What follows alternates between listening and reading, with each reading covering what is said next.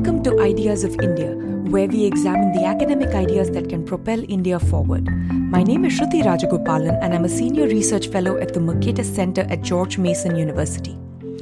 Today, my guest is Rasheed Griffith, who is the CEO of the Caribbean Progress Studies Institute, the host of the podcast The Rasheed Griffith Show, and one of my favorite writers on Substack. He also directs the Emergent Ventures Africa Caribbean Grants Program at the Mercatus Center. We spoke about whether the former colonizers owe reparations to the Caribbean people, the explanation for the economic divergence in post-colonial Caribbean countries, his favorite Caribbean music, Homophobia, V.S. Naipaul, and the West Indian cricket team, and much more. For a full transcript of this conversation, including helpful links of all the references mentioned, click the link in the show notes or visit mercatus.org/podcast.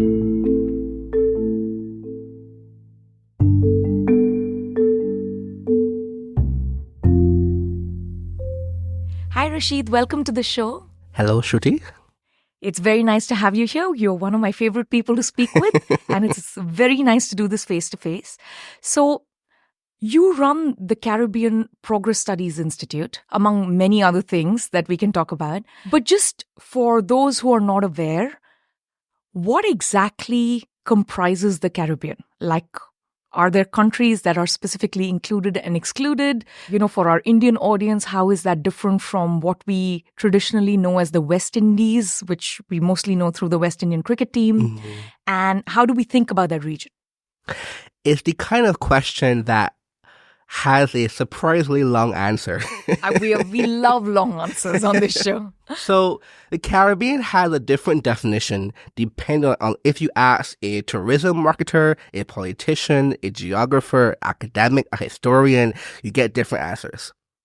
So essentially, geographically speaking, the Caribbean is a very wide area. From Barbados, it's really not properly in the Caribbean Sea, to Puerto Rico, to Cuba.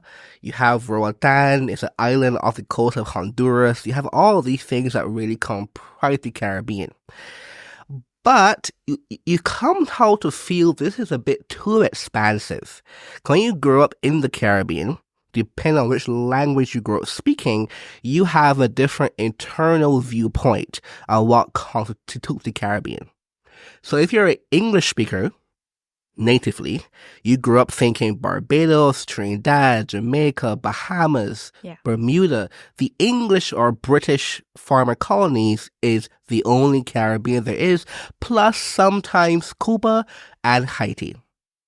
However, of course, you have now Dutch Caribbean. You have Curacao, you have Aruba, you have Bonaire. But then if you grow up in French Caribbean, you have Guadeloupe, you have Martinique. And there's actually very little interaction between, for example, British Caribbean, Dutch Caribbean, French Caribbean, and of course you have Spanish Caribbean, Cuba, Puerto Rico, Dominican Republic, for example. However, there's also a different, even further expansive view that I think is also quite valid, as one I take, which is you have areas on the continent that not historically really in the Caribbean in many ways, except for Belize, which is former British colony. But you have, for example, towns like Bluefields in Nicaragua, which is actually English-speaking in many ways, and the accent sounds very close, like a Jamaican accent in some ways. And I will push further and say, because you cannot really extricate Caribbean from Caribbean people, when you think of Queens, New York, for example, when you think of parts of southern London, it has as many Caribbean people as some countries in the Caribbean. So you can't exclude that diaspora either.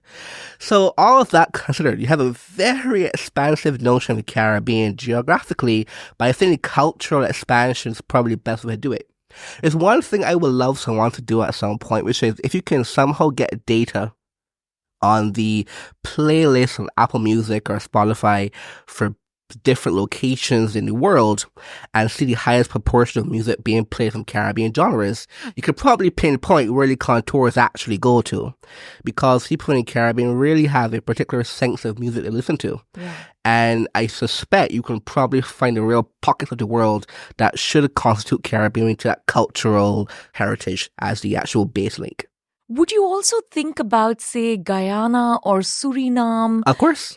They're sort of, they're larger. Mm-hmm. They're also a little bit farther, away geographically. Mm-hmm. But culturally, they have that similar colonial heritage in terms of being a former Dutch territory. They also have large populations of similar groups, right? They had similar, sort of plantation agriculture, that kind of a history. So is there a tension there that, no, that's not an island and that's just too far away? Or definitely not. Definitely not. So there's a political unit called the Caribbean Community, or CARICOM. It's a intergovernmental organization. They don't do that much, so we'll probably get to that later. The headquarters is in Guyana. Yeah. And Suriname is part of it as well. Also Belize, which is in Central America, is also on the continent, is also in that group as well.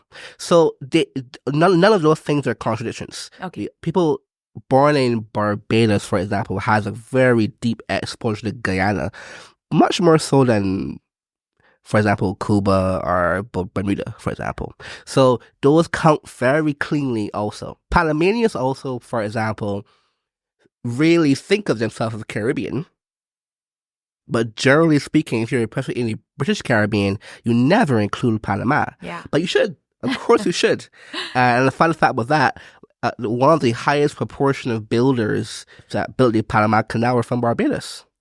So if you go to Colón on the Caribbean side of Panama, most of the food there is actually very remnant of my food from Barbados. So you really see tangible links to the Caribbean. So it really it should have a very expansive view of where the Caribbean is. So as a follow-up to that, again, we have a large Indian audience. And, I'm the second post-colonial generation in India, right? And for us, I don't think we really heard the word Caribbean other than like culturally in terms of food or music as the geographical unit or the political unit, or most importantly, the cricketing unit. That is the most important always. It was West Indies. Right. Which I believe some people have told me that's not the politically correct term anymore because it is not adopted by the people of the region and instead it was imposed by colonizers. But we still have institutions named, the West Indian University or, That's offices right. and things like that. So what is a good way to think about that? So West Indies generally was the British West Indies. Yes.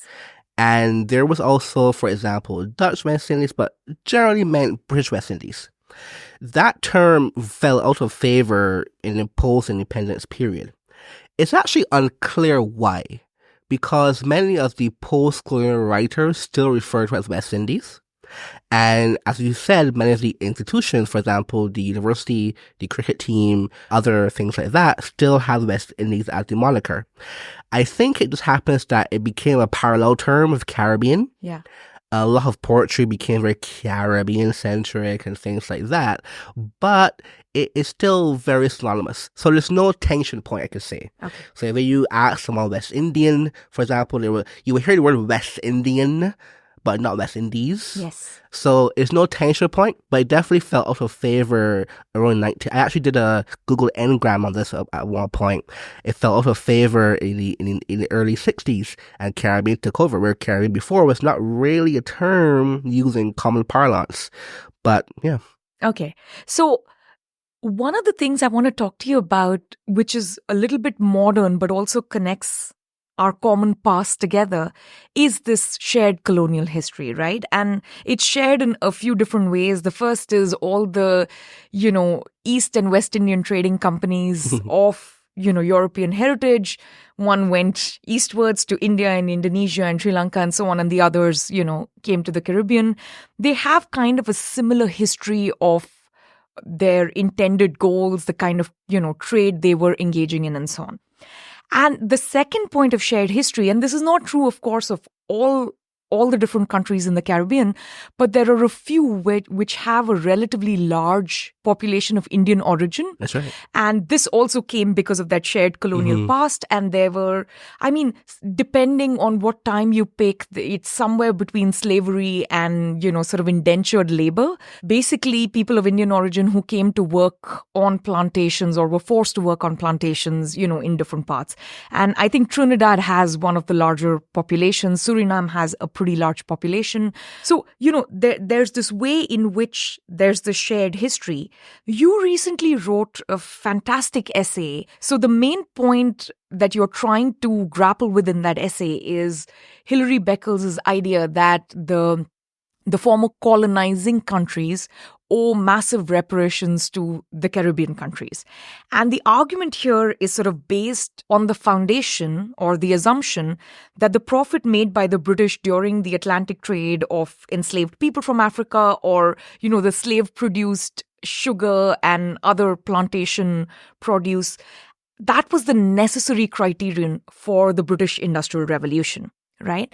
So first, I just want to ask you, where is this argument coming from? Because when I read the phrasing of Hilary Beckles' arguments, it feels a lot like the phrasing of the 1619 project that the New York Times did, that the kind of prosperity that took place in the United States or Britain was based on this kind of either directly slave trade or trade of produce that was based off of, slave-produced labor. So is there a commonality there? What's a good way to think about it? Okay, so take a little bit to set this up. Okay. But actually, before I do that, I would say when you mentioned the India-Caribbean connection, I should point out, I grew up eating roti and curry and knew nothing about India. Yes. So it was such an integral part of Caribbean food, Caribbean history as well. To the point where when we were in Chennai together, you said, I'm not seeing any rotis in Chennai. I thought it was supposed to be Indian. Yes, exactly. So that's another thing we have in common. I grew up eating rotis every day because I grew up in the northern part of India. So with the Beckles argument, I think from the outside, it is surprisingly suspicious and odd. But if you grew up in the Caribbean, it's a very important point. This is the only thing you learn. There is no alternative story. From the history books, which I mentioned were written by Beckles, this whole thing involved there. The history books were written by Beckles and people of similar ideology. The teachers primarily have the same view. The politicians have the same view. So it's not some counter argument in the Caribbean. This is basic Caribbean truth, according to if you grew up there. Yeah. This isn't based solely on ideology. Because the Eric Williams thesis, which is written by Eric Williams, a historian and former Prime Minister of Trinidad and Tobago, the first Prime Minister, actually, he wrote this thesis in Oxford back in, published in 1944. And at the time, given it was a PhD thesis from Oxford, it was a well-acclaimed book, it was seen as this probably is correct. Plus, keep in mind, Eric Williams again was the first prime minister, so you have this colonial, post-colonial heritage, his ideology, he's in politics, he's pushing his ideas. So it becomes almost like a self-fulfilling fact in that sense. Also, because again, Caribbean lives precariously in a post-colonial state, you do not have that many people who have an interest in trying to combat facts that arise from post-colonial thinking. It's why, for example, I see here in the US, you have, it's almost like, it's a contention. In the Caribbean, it's just not. This is how life is. Post-coloniality is the circle we revolve around. However, when it comes now to thinking about it, you can see where it becomes very parasitic. If there's no pushback, of course, there's no way to think about these things in different terms. At the same time, around when this idea was becoming even more tractable in the Caribbean, the institutions actually began to fragment. And there's very little new thinking coming from the Caribbean. And we could probably get to that at some point. So at the same time of William's thesis, there's also this big school of economic thought called the Plantation School of Economics, which is not well known now, but still pops up when you read a lot of post-colonial theory books. And they became a very prominent aspect of Caribbean ideology as well. So, because academics were actually very popular in the Caribbean for various Walter Rodney and various people like that, it was the blending of academia, society, and politics was very loose. So everything kind of flowed into each other. But then when academia itself kind of stultified, as it really is kind of losing dynamism itself, people left the region and so on, that particular theory became the only game in town. And it just transcended. Is it also almost sort of part of the national identity, right? Because when they're trying to craft a post-colonial identity, now that has to necessarily be different from the colonial identity, especially in parts of the Caribbean that actually fought for independence and got independence, not the ones that continued to stay as a dominion or a dependent colony. Mm-hmm. And part of that is what distinguishes us from what was before. Mm-hmm. And an important part of that is, of course, political sovereignty. But the other part of it is there is something about the economics that wasn't quite right before, which we are going to fix. And that becomes a national identity, of course, finally sort of promoted by important academics. It almost becomes government propaganda when it comes to Williams. And so I also think about this in the context of India. There is a post-colonial moment when there is a particular kind of what is our national identity? And it has to necessarily be different from what others told us our national identity was. I think it goes a bit further than that in the Caribbean.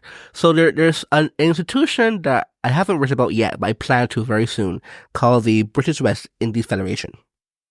This was a 4-year federation that united 8 former British Caribbean countries at the same time under one government.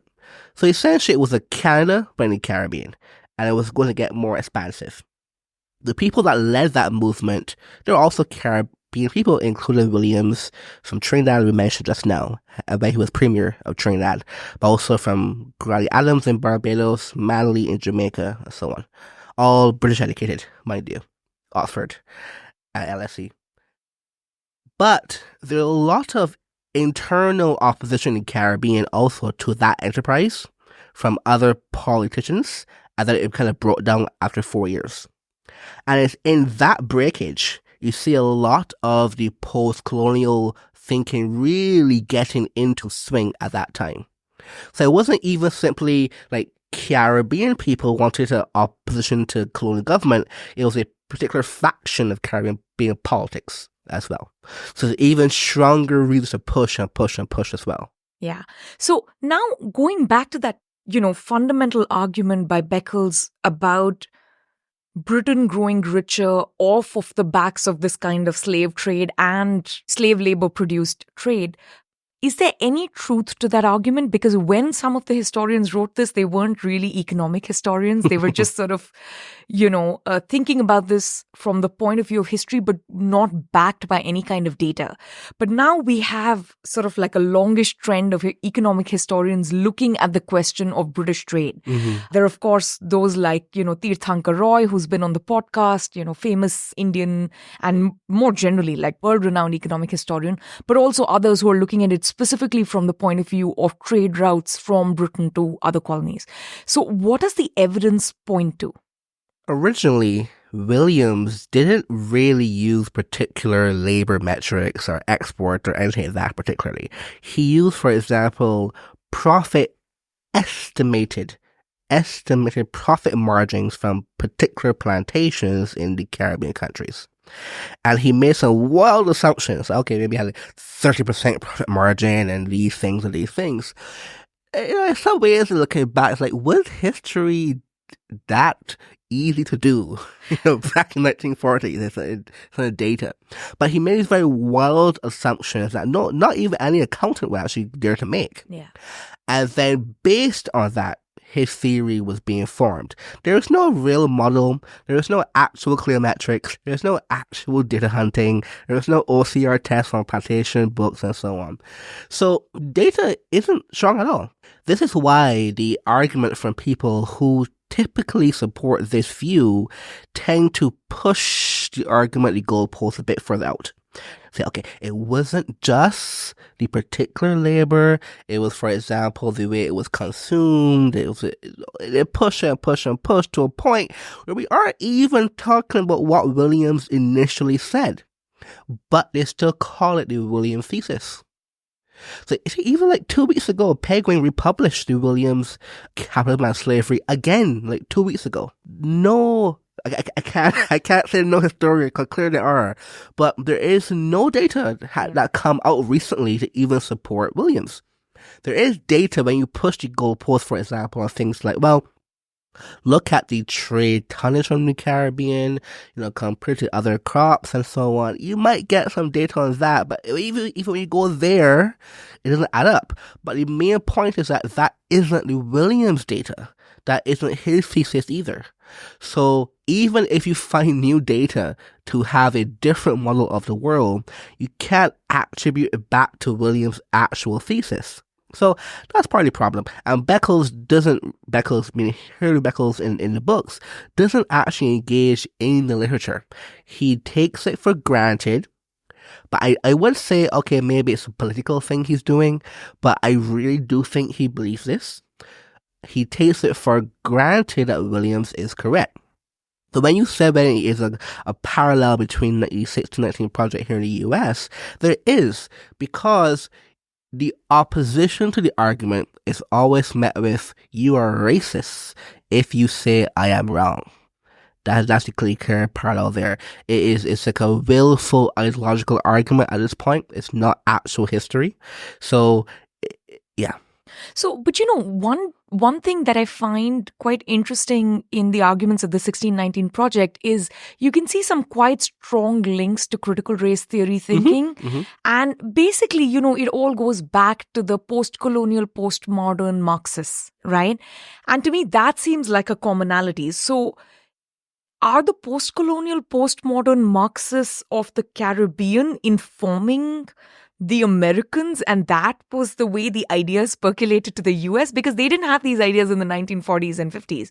Or is it the other way around? Or is it the British who have just exported this problem everywhere in the world, and now people have it as a hammer and they just go looking for nails, and then wherever it fits, they just start hammering away at it? Usually when you read a lot of post-colonial theory in the US, they always quote Fanon or César Aimé César, which are Caribbean post-colonial theorists, for example. So it does seem like the real birth of proper post-colonial theory is from the Caribbean, which would make sense.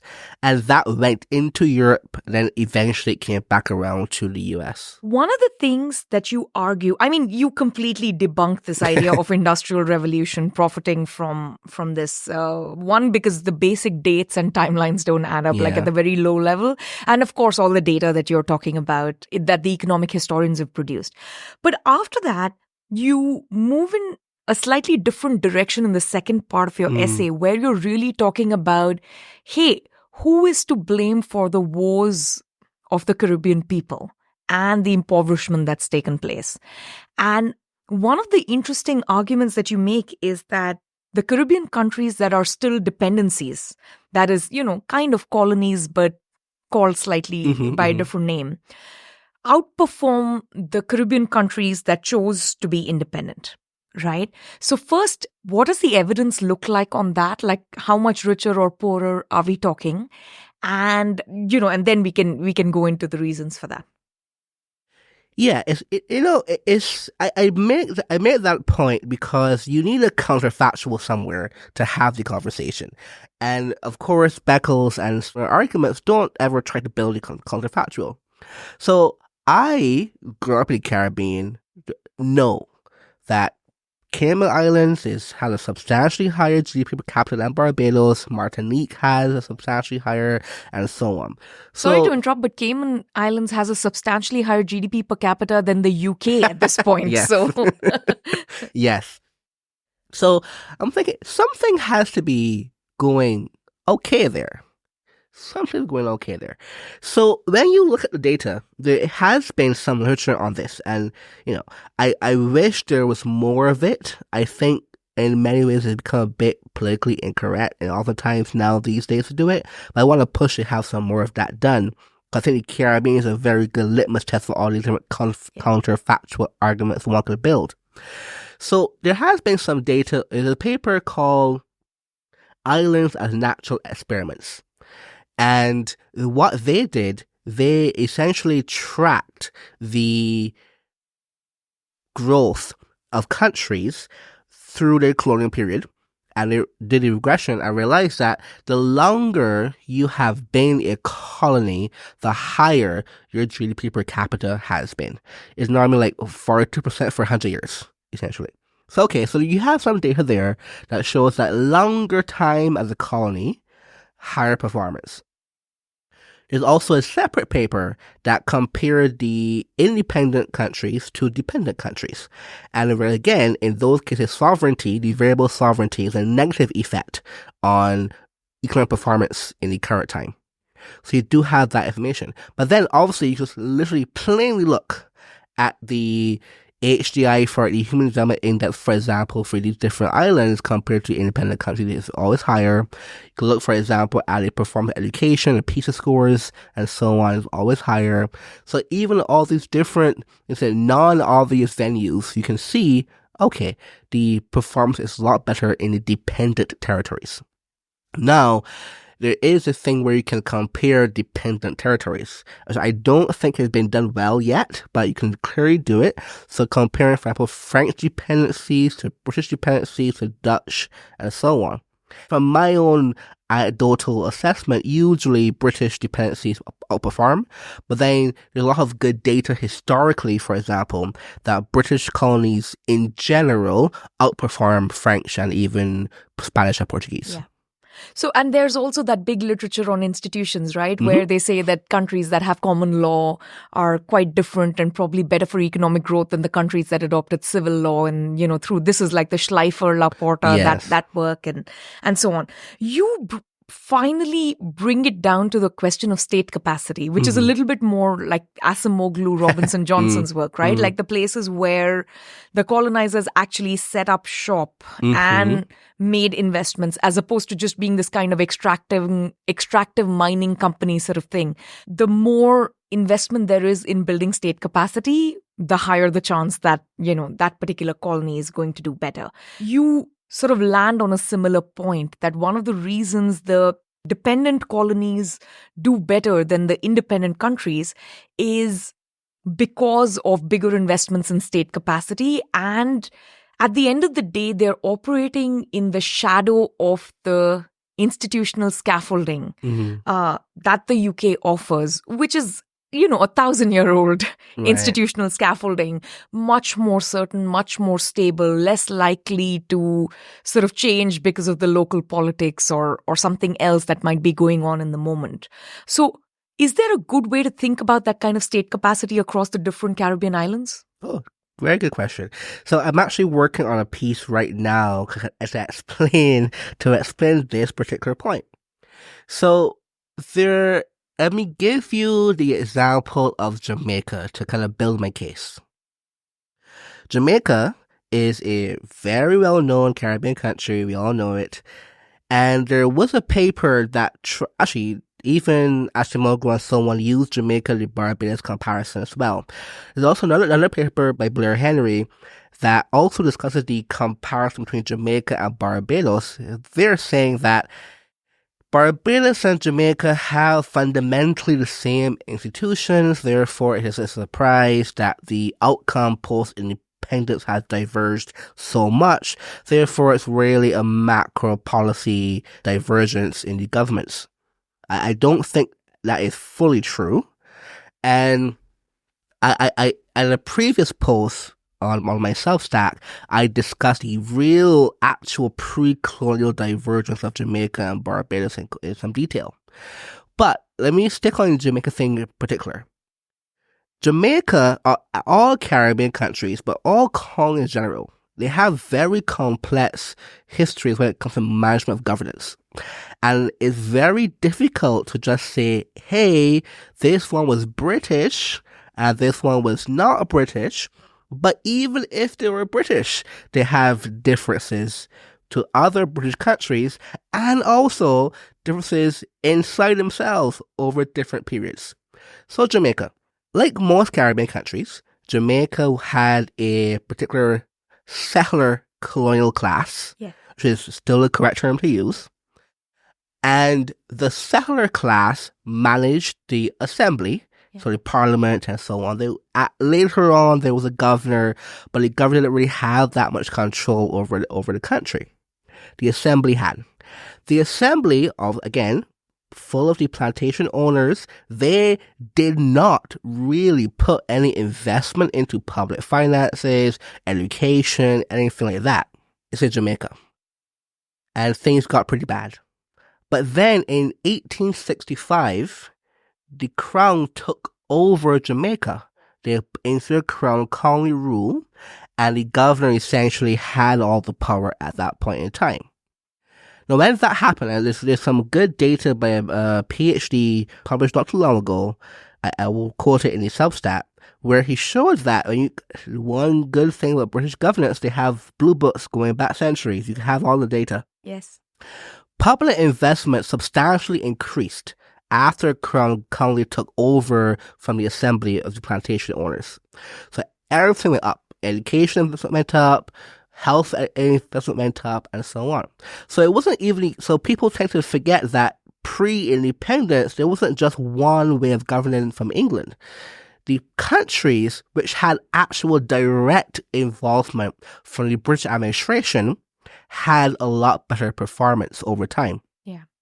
So, and you see that now, some of the colonies, the dependencies that have direct, essentially, somewhat involvement, have a lot better performance. So, I like that example of Jamaica because people say, but Jamaica was a colony, didn't perform that well before, but there was a difference. There was a colony, but had different governance entirely over time. So you can see it's a very dramatic break in the data. It's a very nice chart. I hope you will see it. So yes, the countries that had the most involvement of British administration actually perform a lot better. And there's some clear examples of that even in the modern period, where Turks and Caicos, for example, British dependency, they had a political scandal and so on not too long ago, and Britain actually took back over Crown rule, called the direct rule these days, this was 2009 or so, or some around that time. That's very recent. Yeah. And BVI, another country, they had a scandal, and that's the British Virgin Islands. Yes. Yeah. And they were considering to also reclaim BVI for a bit to reinstitute the governance there and so on. So you have these situations, and there's a very good example also. This is, I guess, let me end on this point. There was a particular argument that the British administration was bad for human rights and so on. And that's the post-colonial thinking now. Of course, when you go back in data, countries that had the most British administration actually had better performance on these human rights characteristics ideas. And a good example right now you can use is the gay rights.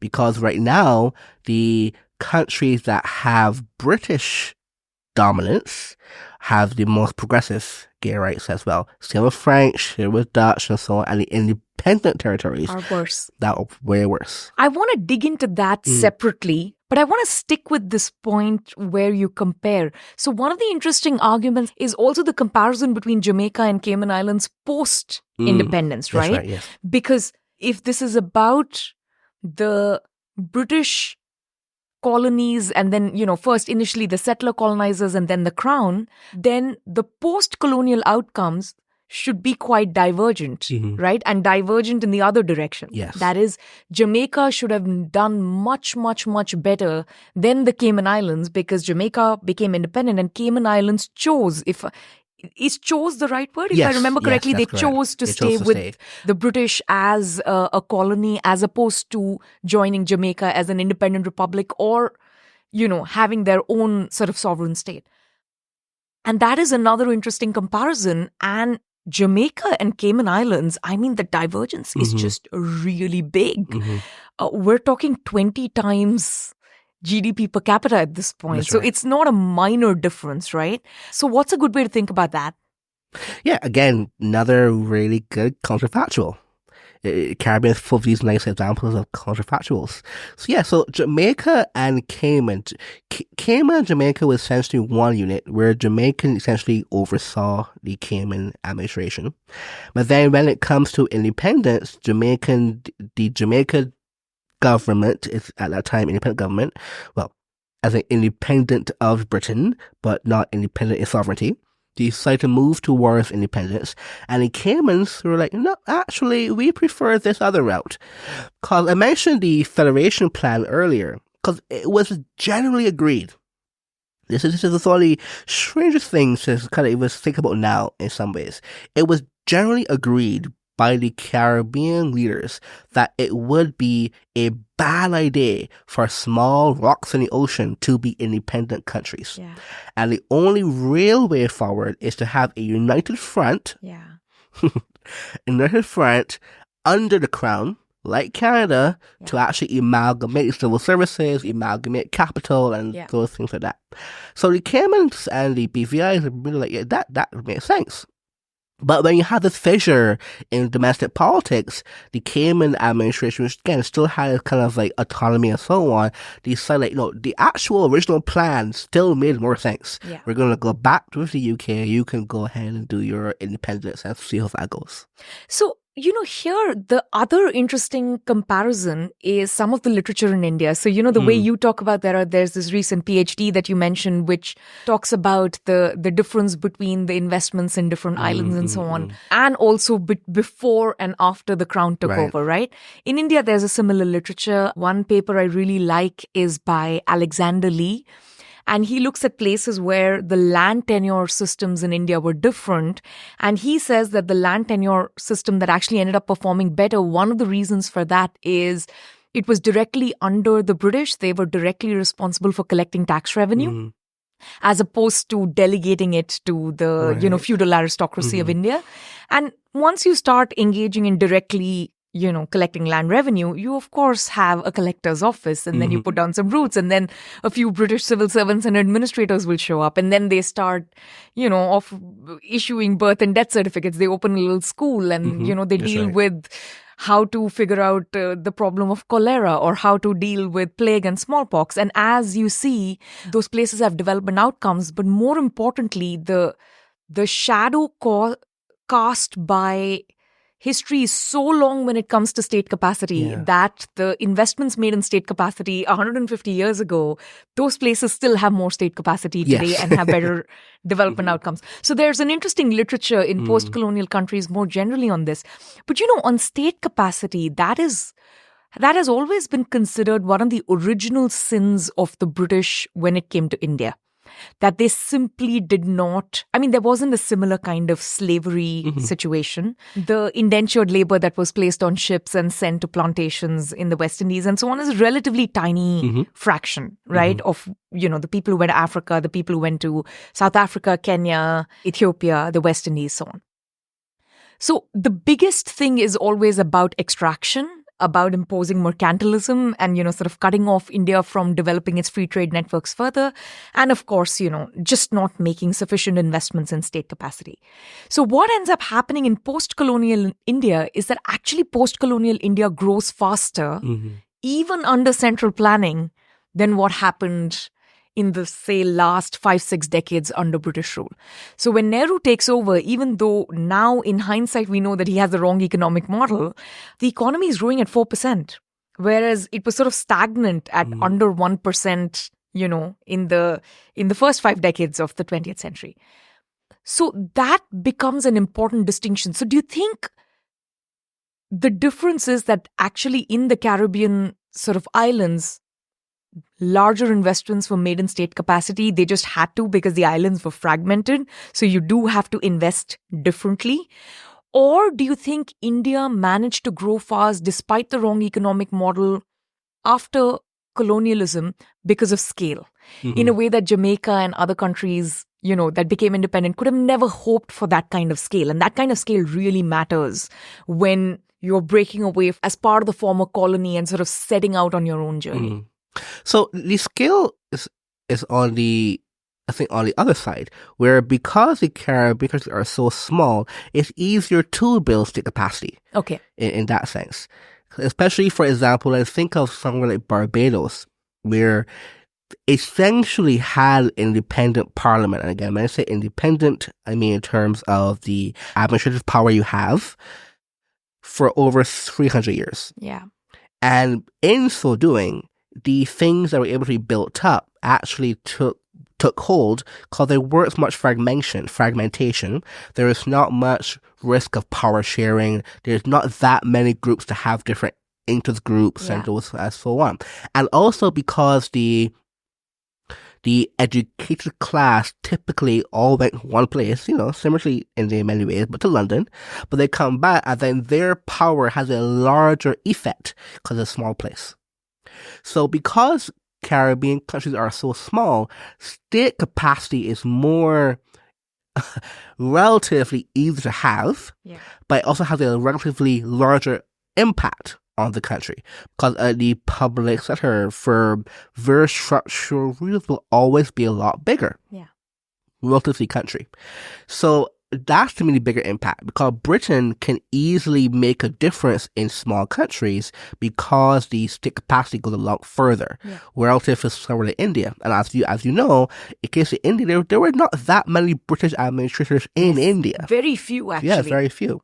So in the Caribbean, still very few, but that very few has a bigger impact. Yes.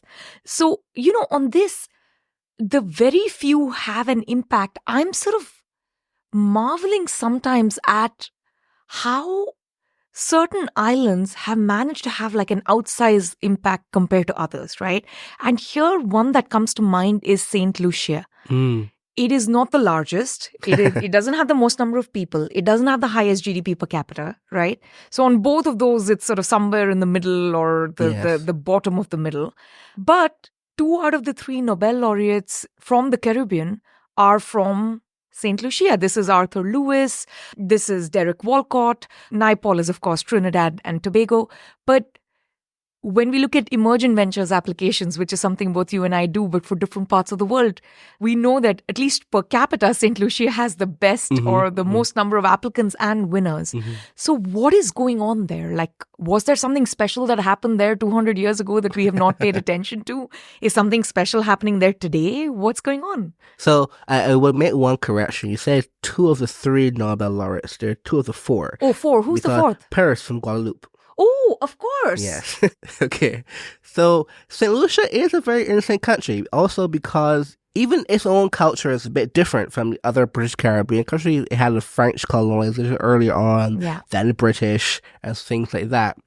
I think, however, it is a situation where you have the social, in this case good, but social contagion of good effects quite quickly, where you have people like Walcott and Williams, and because it is that really small space, you can really push that in people's psyche a lot faster. Okay. At least that's to me, my idea for what it is now. Similar to Jamaica and very fast runners. So they have some very good examples, so people are really pushed to get there.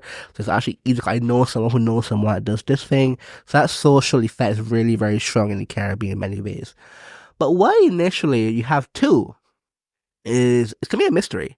Because Walcott and then Williams for 2 different things, literature and economics. Yes. And it's surprising.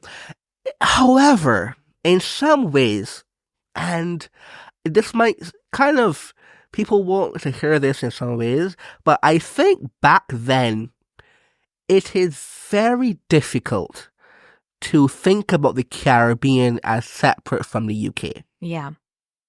Especially when it comes to very high intellectual activities. So Williams and Walcott, most, like 90% of their productive years were in London. And same with Naipaul. Yeah. Exactly. And Peirce was mostly in Paris, for example. Yeah. I do think that it could be a random chance that they're from St. Lucia, but being from the Caribbean, you get that same thing. But if you include them into British numbers, it's not that particularly high of a proportion. I'm not including them in British numbers. Yes. I know you don't, but I'm saying that it's tricky often for me to think about it because given really only their childhood was spent fundamentally in their home country. And for Walcott and Naipaul, that really had a big impact. But the majority of their education, thinking, all of that really was in London. I would think that's the case for most of the extremely gifted people, especially those who go on to become Nobel laureates. So, for instance, Amartya Sen, who counts himself as Indian, I would count him as Indian, did most of his sort of work outside of India. But I'll tell you why I think it might be worth thinking about more carefully is the Caribbean region is fairly large. It's not a very large population. It's very scattered. So it's interesting that there was something happening in St. Lucia where the truly gifted people were spotted at the right time as truly gifted. They managed to go where they needed to go. It's a very good example.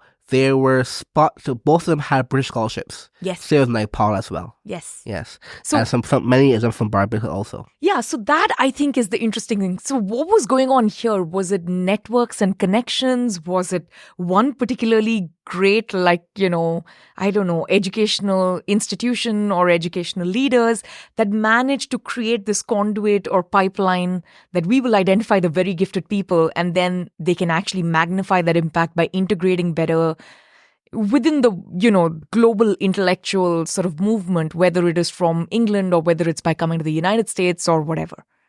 So, okay, if we have that broader view, because again, the thing about thing is a bit different how I think about it as, but in terms of that kind of talent spotting, Caribbean is one of the examples of region that has, there's so many examples, I grant that, but a very clear example of a very high talent pool that you can easily spot.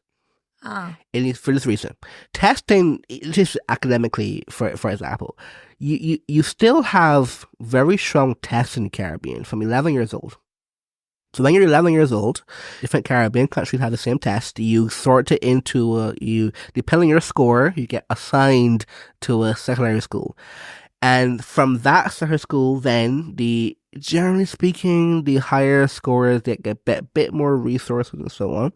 And they also have a lot more tests. And the Caribbean equivalent of GCSEs, A-levels, were designed to be a lot more difficult. And I did ask some people some older teachers and said because they wanted that when the best people from the Caribbean get these tests, good scores, and they get into the UK, they can outperform. So they made it much harder than the A-levels and GCSEs in the UK. And also because it's a very small space, you can and you do a lot of testing, you can really get a good example of people ready to top quite quickly. You can really see it in a very clear way. Then give them scholarships. And the Caribbean still does island scholarships. Other countries as well do it, but for example, you get all A's at your A-levels, you get a full scholarship to anywhere in the world, essentially speaking. There's some caveats there. And because also they really prize education. There are many, problems of government policy in the Caribbean we could get into at some point, but even in education, though it's not properly funded sometimes, culturally speaking, they really, really put a lot of emphasis on education from a very early age. So we have all of that kind of reinforcing itself. You have the testing, you have the cultural appreciation for smarts, you have all these things. You can really kind of get your talent pool going quite quickly. And I think, going back to St. Lucia, St. Lucia is difficult because I don't really see St. Lucia as an outlier from the things that I see in the Caribbean. Okay. Even, for example, especially Nobel Prize literature, many Caribbean literary theorists will agree that, ironically enough, even Naipaul will agree, I know he will agree, that it is a surprise that Walcott got that prize, right? Compared to all the other really good talented like Kamal Brathwaite and Barbados and so on. And they almost call him British for all practical purposes, exactly. Right? Because his colonial identity is not quite the same as Naipaul. Naipaul is more true blue Caribbean and is against the colonizers. So there's some politics. He's almost too much like the British. Yeah, yes, in many ways there.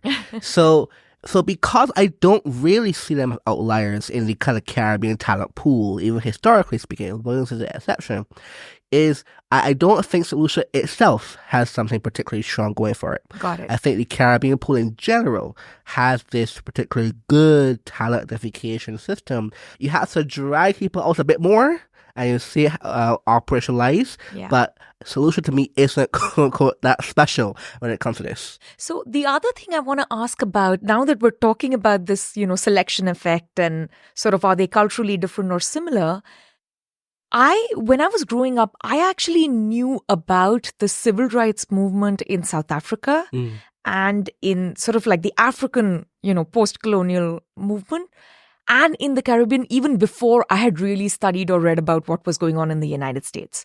And some of this, of course, again, has to be about cricket. I'm sorry I keep coming back to it, but that is our most important life sort of pastime and national pastime in India. So you've seen the documentary Fire in Babylon. Both of us are too young to have actually, been around that time. But I know many people, my parents' generation, my cousins who were and who actually saw the West Indian cricket team as sort of like this huge inspiration and furthering the civil rights movement, not through lectures and demonstrations and coups, but through just excelling in their sport, right? So my first question is, how is the Caribbean civil rights movement different from what was taking place in the United States in the very similar sort of time period, what was taking place in Africa in a very similar sort of time period? So that would be the first question. Then we could talk about all the other things after that. So, civil rights, are you referring to late 60s, 70s, or? The most important thing to remember, which is obvious, but it's primarily black people. Yeah. So, and the government's also primarily black. Yeah. So, there was really no civil rights movement per se in the Caribbean, except for the independence movement. Yes. So, because of that, there was no second fissuring going on, essentially. So when you have the independence movement, which is 60s, that's where everything is kind of coalesced around. All the nation building mythos, all of that is around 1960s for the independence movement. Yeah. So cricket, strongly is also reference to that independence movement as well. Yeah. So it is never framed as civil rights. It's always framed as sovereignty acquisition and just independence in general. So the post-colonial period represents that kind of move from pre-1960 to post-1960 in the Caribbean. And another very key figure in especially America, critical race theory and so on, is C.L.R. James. Yes. And he was very big theorist on cricket. Yeah. He wrote a whole book called Beyond the Boundary and so on about this particular thing, because cricket was that reducible variable when you pivot around for sovereignty and non-sovereignty, colony and non-colony. That was the crystallization effect that Caribbean point to where I say, hey, when we can beat England in cricket, when we dominate cricket, that should identify to all Caribbean people we are actually a strong, proud culture and people and government, and we should not allow ourselves to be subjugated by the British. Yeah. Cricket was that pivot point. And that is the thing that you mentioned, people from all around the world that still in that British colonial system essentially can see and say, oh, those guys, that black team from the West Indies, they are really showing what you can do as a strong, proud new country. So cricket really has a massive, massive impact on Caribbean culture, but also Caribbean psyche. But here it's an interesting point because you're right. This is more about like a global racism paradigm and finding your place in what was the old pecking order or hierarchy where, even in Africa, the people who were doing really well within cricket were, even after independence, it was so clear that the cricket team would be all white, right? The rugby team is pretty much all white. Yes. And even post-colonial politics has not quite penetrated some of those country clubs and cricket clubs and so on. And there it's more a matter of just outward battling racism and battling, this sense of superiority that other people had, as opposed to the civil rights movement, which is literally about, a fight against the establishment, fight for public spaces, the ability, desegregation, what's happening in the schools and so on. So that's an interesting distinction.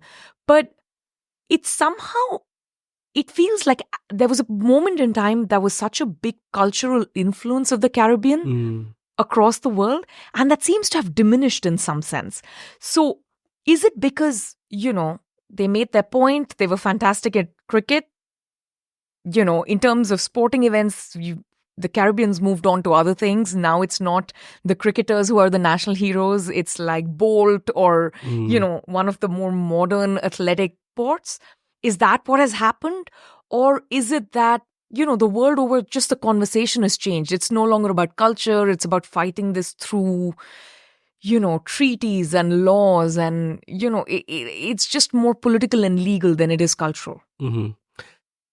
So I have some various views on this one. Okay. So cricket, as I said, you said, it had a point to make. The team had a point to make. The political class that surrounded cricket had a point to make. And that point was made. However, the decline of the West Indies team coincides also with the decline of the West Indies. So it kind of reflects both sides, where it became a lot more insular. Different island politics became a lot more insular in their thinking about. There was no incentive anymore to be regional. There was no incentive to be collaborative. There was no incentive for cross investment. So everybody wanted to pull everything to their own country. This actually, to me, the cricket team disintegration, to me, mirrors well the university structure in the Caribbean as well. Because in the Caribbean, the University of the West Indies was primarily, initially, based in Mona in Jamaica. And if you want to go there, you go to Jamaica. However, over time, as the country became independent, they wanted their own campus. There's now a campus in Barbados, there's one in Trinidad, there's one in Jamaica, they opened one in Antigua, they have an online campus. So it really disintegrated. Now, of course, because there's not that many people, therefore not that many teachers, so it's spread very thin. So they lost the economies of scale, they basically. Lost the economy of scale. So you mentioned earlier about the intellectual things in the Caribbean. They used to be all one place. Yeah. Now they're kind of fragmented, so they kind of really got back that scale. So they either all hung out together in the Caribbean or hung out together in London. Exactly, that's right. And that has just disappeared now. So the team has that same issue. So remember, there's like an oval now at Barbados, but Jamaica wants some peace. The Antiguans say come back here. Yeah. So, and the politicians, again, the political class has really pulled back from regionalism. So the investment in the team went down. Those kind of things went down. So the decline of the West Indies cricket team perfectly mirrors general decline in West Indies regional integration. Yeah, because they weren't, basically cricket is the same thing, right? You got to hang out together. Exactly. You got to tour together. Yeah. So this is also true of music, right? So, I mean, on two margins, I don't think maybe there's been a decline also in music, but the music is still very, very good because you can still go back and listen to the past records and they still feel fresh in a way that it's much harder to do with past cricket matches when you know the outcome, right? So that's a little bit different. First of all, did Caribbean music stop being innovative at some point, which mirrors the other sort of sectors that you mentioned because it became more insular? And if so, why? And I have a slightly different theory on it other than island insularity, and then we can talk about that. Okay. Yes, I do think that Caribbean music became less innovative over time. And this is one of the mysteries again. There's so many mysteries in the Caribbean, and it's still unsolved. Because Caribbean music was innovative in a time where you wouldn't really even expect it to be innovative. But it was generally, this is the thing, the innovation period of Caribbean music, at the same time the West Indies team was like at the top. At the same time Williams and Walcott put out their best work. At the same time like Hippolyte and Hate, at the same time. So everything really starts to decline after the 70s and so on. And Caribbean music is interesting because to this day, I would say, by the way, that I cannot listen to a reggae band outside the Caribbean and enjoy it. Yeah. It is something about it that get into at some point that just isn't correct. But in any case, yeah, because the innovation from Caribbean reggae in particular, which still has in a different orientation now we call Afrobeats, still has that innovation going on there. Because with Afrobeats, what happened is the Jamaican artists went to London. They met the Nigerians, and that's how you have Afrobeats. Because you hear the underlying patterns of Afrobeat, it's just Jamaican dancehall. Yeah. It's just Jamaican dancehall. So when the economies got quite bad over time, many of the really good people that, hey, I can actually make money in London or in New York or Toronto, let me just go there. But they left. Yeah. But then they went there. They didn't really kind of continue, because then you fragment yourself. You didn't really continue that kind of innovation back and forth effect. So it kind of disintegrated over time. And then in the Caribbean itself, because people left a lot faster, and there was, again, the sense of regionalism and Caribbeana really sort of declined over that time. So you had less of the willingness of the people who should innovate to innovate. Because they go London and so on, and they tag on to other things. So you lose that centrality in the Caribbean. But they still kind of put themselves to other things. So I still see Caribbean music everywhere and it's being innovative. For example, if you look at like top 20 most played like music videos on YouTube, for example, a big chunk are Caribbean music rhythms. It's not called that. Yeah. It's always something else new. So like No, but you tropical can house, hear the Caribbean in it. Exactly, Yeah, you hear it. So to me, the impact has not diminished per se, but because it has become identity diffused. Exactly, diffused and diminished in that sense. So I'll tell you my take on this. And I think the people to blame for this are the diaspora. Okay. So my sense is, with the economic decline in different parts of the Caribbean, a large market for artists to innovate within the domestic economy kind of, reduces. Like you said, they have to go to London, they got to go to these other places. And the diaspora always tends to freeze in time, right? So if they left wherever, if they leave home in 1960s, that is the Caribbean of their mind. That is the Jamaica, that's the Barbados that they care about. If they leave in 1980s, that is the thing that's frozen in their head. And then you either have to kind of mimic what was happening 20 years ago so that the diaspora comes and they will pay tickets and they will listen to you, or you have to assimilate into the British local artists or the New York or the LA local artists. So I think it's the diaspora being frozen in time that led to this problem. Is that something you would agree with? Because actually the Caribbean diaspora in some parts is as large as the home population, right? And they're richer. Yes, that's definitely true. The numbers for Jamaica and Barbados are very, very clear on this. Yeah. So do you think that might be one of the reasons? Like they just want to go back and hear Bob Marley and like Bob Marley, like sort of, copycats, because that's the time they're frozen in. And then anything that's new has to assimilate to appeal to the next generation and so on. And they never kept their music alive in the innovative sense. They kept it alive in the purity, frozen in time. That's the Jamaica I remember. That's what I want to hear. It could be something like that. I think it's on that point, when you have system, I'm thinking about Puerto Rico and New York, for example, in this case, where that has not diminished, is the very big back and forth is still very there. But one thing you hear, I always get surprised when Americans tell me this, is like, I ask American, oh, are you American? No, I'm Puerto Rican. But were you born there? No, I'm born in New York. Like, what? Right? So I think because often in Caribbean, there is no cultural transmission in the diaspora. Yeah. So the diaspora itself doesn't really inculcate its children into Caribbean culture. The children are British. Yes. The children are Canadian. Yes. Where I find comparatively, for example, Nigeria is a good counter to this. Yeah. Yes. Because they really go hard on this thing. Yeah. And then Puerto Ricans and so on, they're like, oh, you're Puerto Rican. You are not American. You have a American passport, but you are Puerto Rican. Where in the Caribbean, we tend to not do that. Yeah. And all the benefits were from integration, right? Yes. That's the other part of it, as opposed to from sort of seclusion. The other aspect of culture I want to talk about, and this is a little bit tricky. So I hear from my Caribbean friends, my friends in the United States who visit the Caribbean, that they feel sometimes that the Caribbean culture more generally, of course, there's differences in islands, can be quite homophobic, right?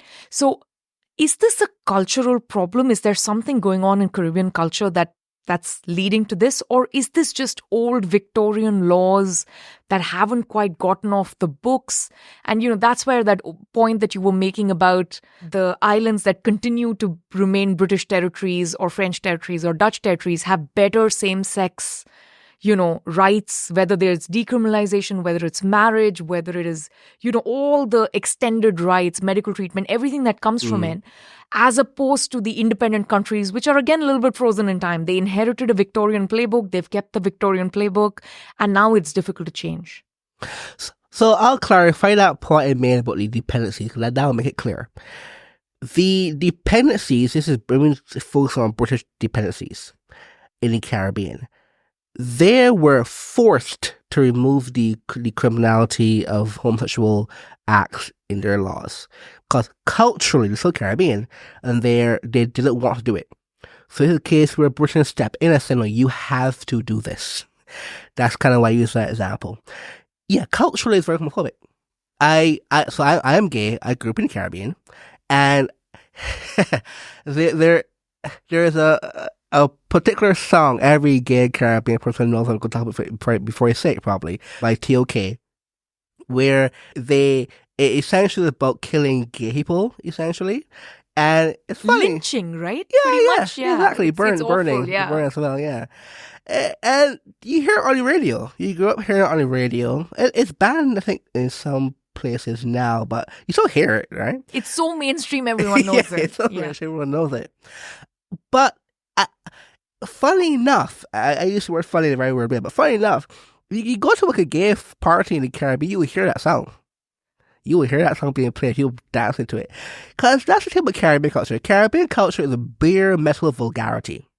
The baseline vulgarity of everything you do. Kind of why I like it as well. It's that you have this adverse reaction, but you still kind of respond to it in a very particular way.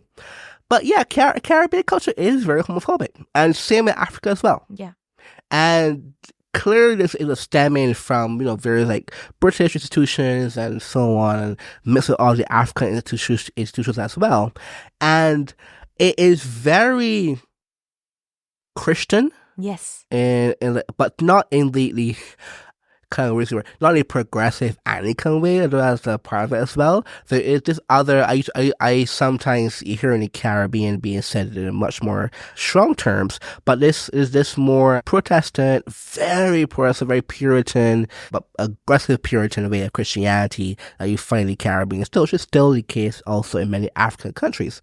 So that is the bigger point on why it's still so homophobic.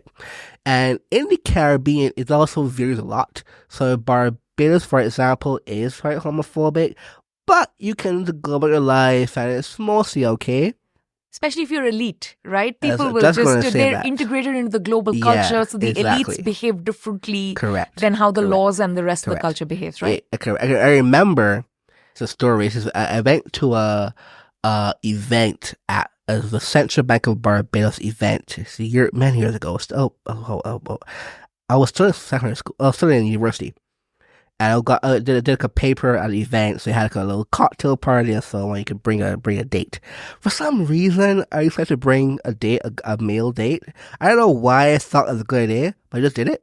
And then, how old were you? I was 20. Oh wow! Okay, I was 20, and I did that, and then I brought him, and just said, hey, this is this and this, and he was like, oh, okay, hello. No one cared. Yeah. No one cared. And you can't do that in non-elite circles in the Caribbean.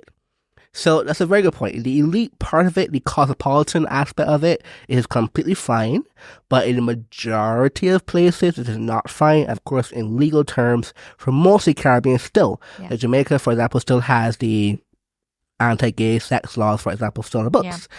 Barbados, I think, just removed them, for example. But in that level, it's still quite a homophobic place to live. The French Caribbean, I believe, have gay marriage, because they have emerged from French laws. But the British Caribbean actually does not have gay marriage. Yeah. Because this is one of the things the England decided to not push. They want to push it. Actually, a bill in their thing saying, we could push you, but could you please push us a little bit further? So they realized that with the gay sex law, you really can't allow that to go on. So we're going to push that one off. But for this one, it's just less contentious. So they're hoping the Caribbean countries will actually get a way to do it themselves. But I think we're very far off from seeing it by political action, very far off in the Caribbean from getting that passed. So I'm surprised, especially that there is less movement than I would have expected in the last decade or so, for two reasons. Mm-hmm. One, because the United States is kind of the biggest cultural exporter, and the Caribbean is a huge consumer of American culture in this sense, right? And whether you look at American television, American movies, American artists, generally the vibe in America, if I can call it that, it's very inclusive, right? I'm sure in the Caribbean they would say it's almost too inclusive, but it's very inclusive. And that doesn't seem to have penetrated beyond the elite circle. So that's one point of surprise for me.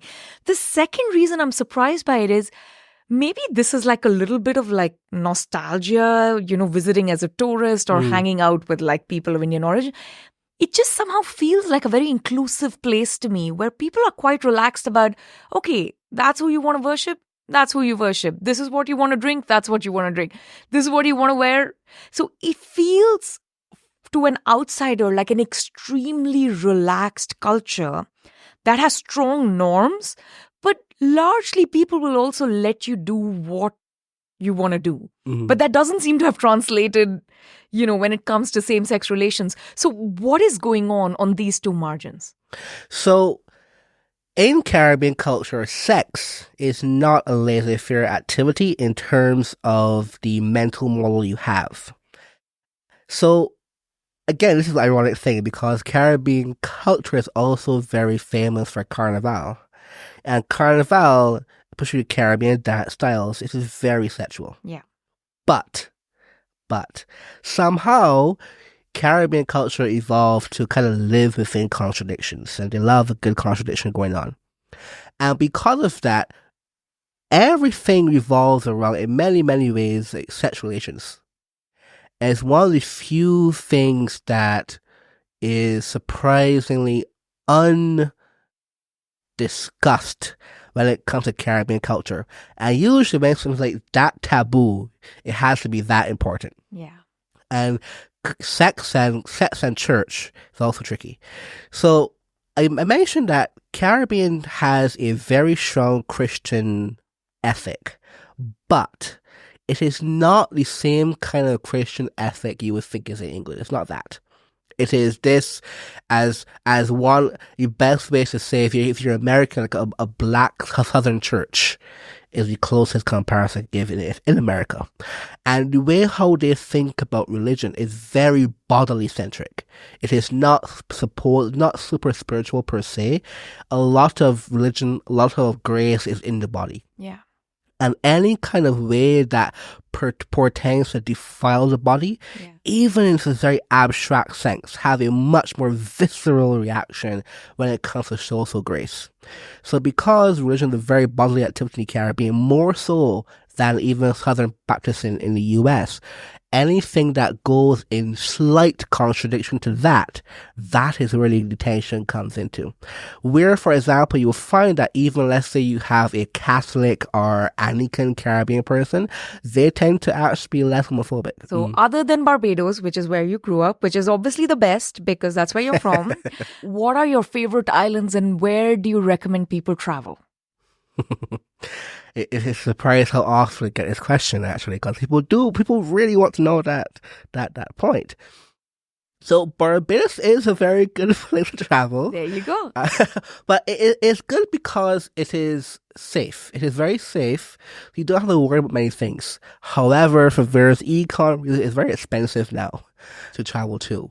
And that has been an explicit choice in some ways because the government has wanted to cater towards higher end tourism. So it's not for younger people, for example. If you want like a taste of Caribbean but a good budget, Dominican Republic is quite good for that. Punta Cana area is very good for that. If you're a family, things like Aruba is good, Turks and Caicos is good, for example. Montego Bay, Jamaica is still on the agenda in some ways, but I not to disparage the brand Jamaica, but there are other places besides Montego Bay. If you like nature things, St. Lucia is very good for that, and they have very good, for example, like honeymoon destinations. They provide some good honeymoon stuff in St. Lucia. Dominica for the more rugged, like hiking and so on. Also, if you like diving, Dominica is very good for that as well. So it really depends on what you want to do. French Caribbean is also good as well. So it really depends on what you want to do. But all the Caribbean has you see quite quickly is that the Caribbean has a very clear similarity when it comes to its culture, and you see it across the board. And the food is great, if I may add. If someone doesn't know anything about Caribbean music, where do you recommend they start? I was thinking of writing a post about this because I'm so thrilled. We'll keep linking to all your posts. So first, to those who are listening, Rasheed is one of my favorite essayists. Yeah. So 1970s and early 1980s reggae is an easy place to start. Absolutely. And it's also, it's very good. I'm not saying it's easy, but it's very good as well. Because the themes in those songs are much more understandable. Granted, the accent, the words will be a bit tricky. We could find some lyrics online, I'm sure, still for many popular songs. But for Peter Tosh, Gregory Isaacs, for example, Bob Marley is a very big name. I'm not actually a huge Bob Marley fan myself. So Peter Tosh and Gregory Isaacs, I think, is a very good way to start. Now, Caribbean music also is a very, very, very wide category. Yeah. You have Jamaican music, you have reggae, you have dancehall, you have merengue, you have salsa, you have soca, you have calypso, you have all these things. Yeah. And it's hard to kind of even contemplate where to start. But for the English reggae, English Caribbean music, 1970s and 80s reggae really is unbeatable. Yeah. I think to this day that's still true. For other things, for example, like Caribbean Calypso, 1990s Trinidad Calypso is really, really good. There's some, this is an India podcast, there is some Trinidadian Calypso music called Chutney Soca. Yes.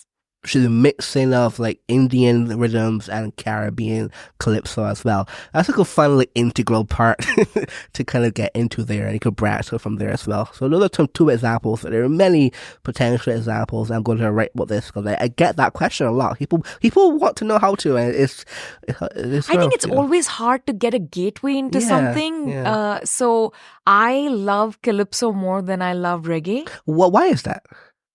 I don't know. Because maybe I do know. So I think a lot of my love for reggae depends on the lyrics and the meaning of the song.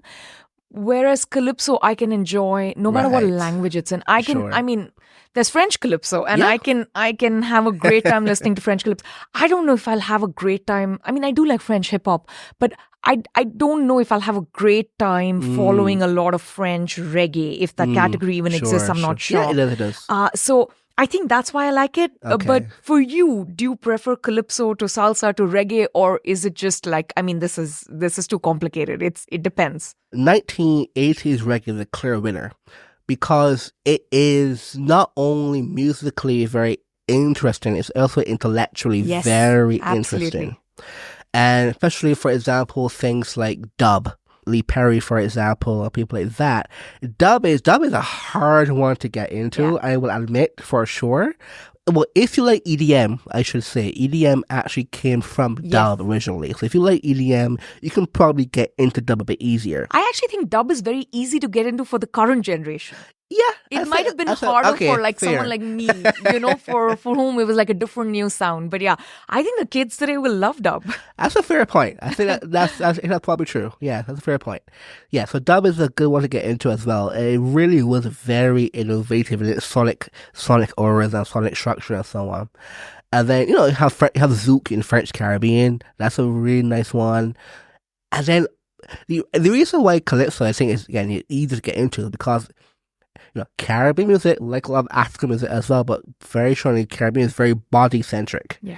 So Calypso for sure gets into the body very quickly, and you can feel it a lot more than other things. I want to come to books. And here, it is impossible for an Indian and a Caribbean person not to talk about V.S. Naipaul. And we've had this conversation before.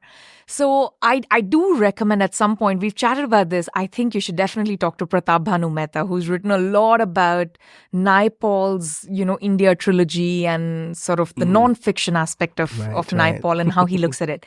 How do you view Naipaul in the Caribbean context? Like sort of like the broader, question of history, post-colonial identity, even post-colonial sort of revolution in some sense. Like, I don't mean literal revolution and coup, but sort of like this pushing back and carving out this idea of who they are. So Naipaul is a complicated character in the Caribbean. In India too. It's very nice. He's just, I think, complicated character across the board. But I'm glad it's true in the Caribbean. Yes, very, very true.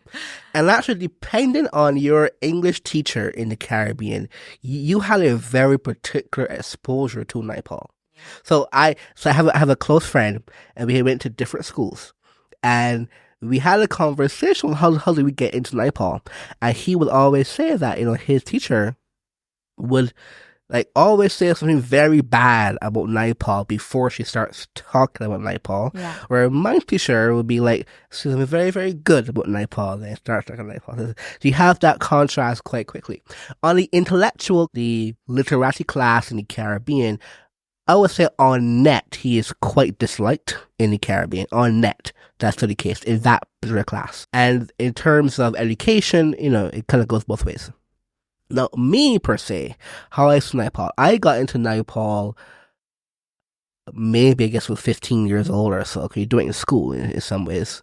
And we focus on A House from Mr. Biswas, as one does. I love that book so much. As one does. And, just really good. It's very funny. All the themes you want to discuss in a literature, post-colonial literature societies in their book. Aspiration, right? Yes. It's the underlying sort of it's the girder that holds everything together, which is such a post-colonial thing. Exactly. And Naipaul, to me, is the most interesting Caribbean author, in a way that he has a perception of the world, the post-colonial world, that is very kind of anti-Caribbean thought, which is he believes, in generally speaking, that moving away from the UK was the worst thing the Caribbean could have done. And I think in some ways he's correct. But he's not alone in that thinking. I mentioned back in the 1950s, it was just a common parlance that it would be a weird thing to do to not be within the UK because, as this is the Naipaul phrase, the universal civilization that we have access to will become so much smaller, and you'll put a bigger risk for your future generations to not have access to the same thing. And that kind of universal civilization ideology is completely opposed to post-colonial theory, where, especially in the Caribbean, post-colonial theory was you have to separate yourself and create a completely different universe. Not a sub-universe, a completely parallel plane. And they never could agree on that kind of thing. It's like a dramatic divergence. Now, also, I would say Naipaul, one of my favorite Naipaul books is In a Free State. Yes, I haven't read that, but I should get that on my list. Yes, it's a very strange book, but also it's strange for many reasons, of course. But also one of the central characters in the main story is a gay man, and he didn't write about him in some. It was a gay character at that time period that this makes sense. This is correct. And to see that in that kind of context from that kind of person, you realize, he's probably doing something actually in a different, higher level than people give him credit for, even at that time. So the diversity of will that he has when writing is really unmatched by any other Caribbean author. And I mentioned I said he's not a big fan of Walcott, and he's not a big fan of Walcott for, I think, a justified reason. He has a good line. He said, Walcott's poetry is full of unpeopled landscapes. In the sense that there's no Caribbean in this poetry. These are words on a page for every nation, where Naipaul is saying, no, I am taking up all the contradictions, all the flaws, all the modesty, all the crazy, all the niceness about Caribbean culture, because Caribbean people are the central tale. And if you don't focus on Caribbean people, you're not really talking about the Caribbean. That's kind of how I mentioned in the very, very first question. You can't dissociate Caribbean thinking from Caribbean people. Yes. And that's actually my favorite thing about Naipaul. He gets all the complexity right, but he's so grumpy about it. But, for me, a house for Mr. Biswas is... So I read it at different points in time. So I also read it when I was much younger. I thought of it very much the way an Indian would approach it, right? Oh, okay. This is about family being outdated and there's this pull of tradition and you want to kind of step away from it. And even in India, this was the transition. When I was growing up, was the transition between the big joint family and people were kind of moving into their own nucleus families and so on. So I read it very much from that point of view, and I found it to be a very Indian book in that, all these Indian sagas are multi-generational dramas, right? And there are so many characters, and there are these cousins and second cousins and their children. So I thought about it that way. But when I read it after I became an immigrant, after I moved to the United States, I had a very different take on it. Mr. Biswas is the Caribbean. Mr. Biswas is India. Mr. Biswas is Nigeria.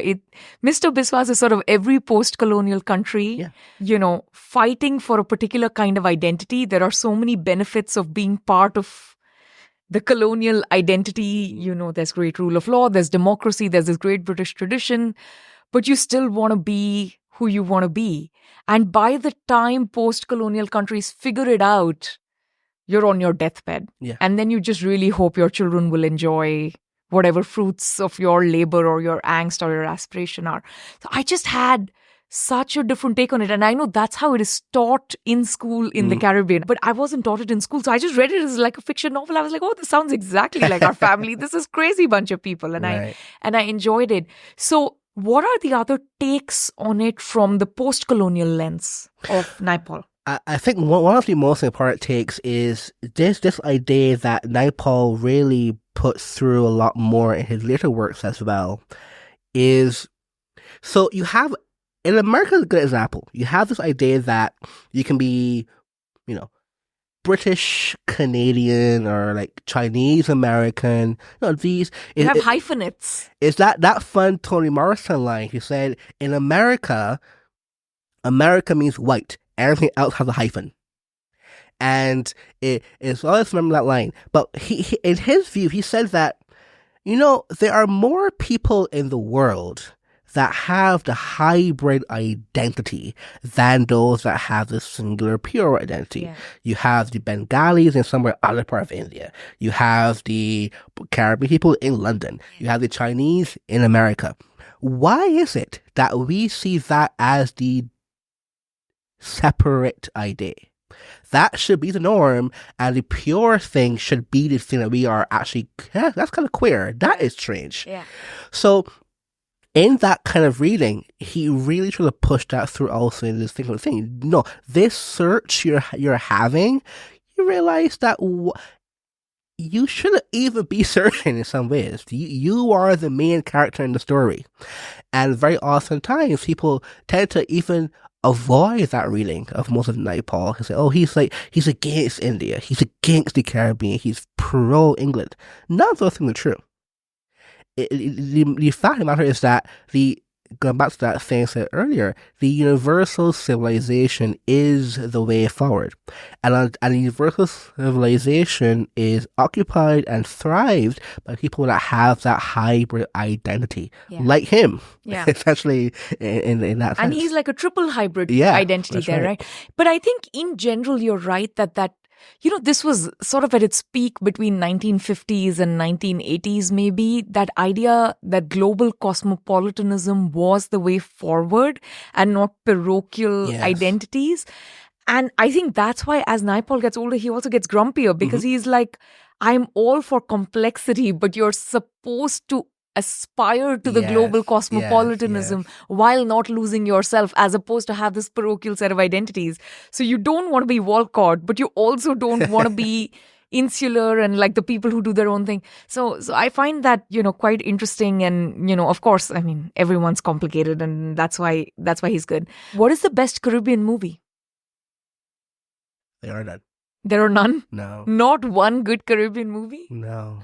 Even Fire in Babylon that we all love is a British documentary. I wouldn't even call it a movie, but it's documentary in that sense too, yes. But it's like fiction. No, there really are none. I don't say that, if I think about it, I thought about it. Okay. And this is the most important question. Do you know Sir Garfield Sobers, Malcolm Marshall, and Joel Garner? I am asking for my husband because this is the most important thing that will be discussed when I go back home. I know of them. I've met Sobers actually a few times. First time was a primary school. He came to the school. The second time I think it was in a restaurant, perhaps, or something like that. It's a small country. It's a very small country. Like Rihanna, for that, I grew up in the same neighborhood as Rihanna. Yes, and when can we meet her? Bring her to Mercatus and have a chat. Did you know her at all? Or I did. Oh, wow. Yeah. I lived like 3 streets down. He was like walk past his house to go to school. And, yeah.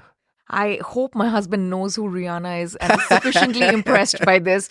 But I think he will be more interested in, when can we meet Malcolm Marshall and Joel Garner? I think that's what's going to happen when I go home. But thank you so much for doing this. This was such a pleasure. I wanted to talk to you about Argentina and Ecuador and a whole bunch of things. But this just means you will have to come back. Okay. I'm down for that. Ideas of India is produced by the Mercatus Center at George Mason University. If you enjoy this podcast, please subscribe on Apple Podcasts, Spotify, or your favorite podcast app. Help us grow by giving us a rating and leaving a review. Follow us on Twitter at @SRajagopalan and at Ideas of India. Also check out our initiative commemorating 30 years of India's market reforms at the 1991project.com.